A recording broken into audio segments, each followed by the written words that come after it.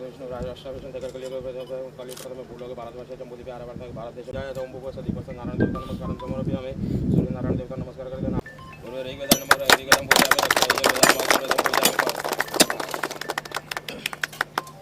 बोलो भारत माता की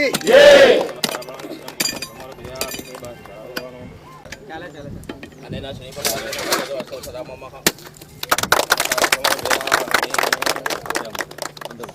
बोलो भारत माता की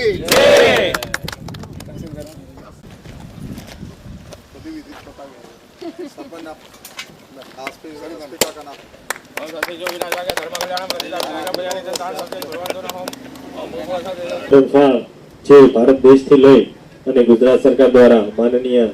આપણા ઓળખ ઊભી થઈ છે એવું માનનીય કેબિનેટ મંત્રી શ્રી કનુભાઈ દેસાઈ સાહેબને વિનંતી કરીશ કે આજના કાર્યક્રમ સંદર્ભે પોતાનું ઉદ્બોધન આપશે તો માનનીય કનુભાઈ દેસાઈ સાહેબ શ્રી માનનીય બિરસા મુંડાજીની 150મી જન્મ જયંતિ નિમિત્તે મોદી સાહેબે અને માનનીય મુખ્યમંત્રી ભૂપેન્દ્ર પટેલ સાહેબે આવતા 5 વર્ષમાં આપણા ઉમરગામથી અંબાજી સુધીના આદિવાસી વિસ્તાર માટે 2 લાખ કરોડનું જે એક ટાર્ગેટ બનાવ્યો છે એમાં પણ આ વિસ્તારના અનેક વિકાસના કામો થશે. આપણે જાણીએ છીએ કે બજેટ મોટું બને અને જ્યાં વસ્તી વધુ હોય ત્યાં બજેટનો વપરાશ થઈ જાય એટલે મોદી સાહેબે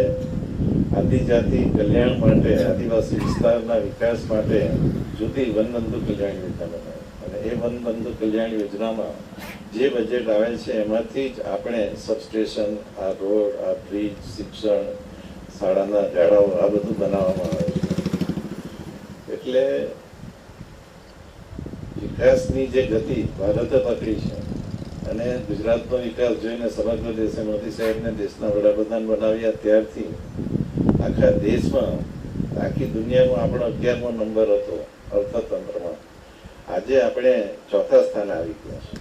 એ જ બતાવે કે આપણા દેશમાં કેટલો વિકાસ થયો છે ને લોકો કેવી રીતે જીવી રહ્યા છે. જીતુભાઈ કીધું તેમ પહેલા ચાલતા જતા, પછી મોટરસાઇકલ, સાયકલ ને હવે તો દરેક ઘરે વ્હીકલ જોવા મળે છે. અને આદિવાસી વિસ્તારમાં ખેતીનો પણ સારો વિકાસ થયો છે.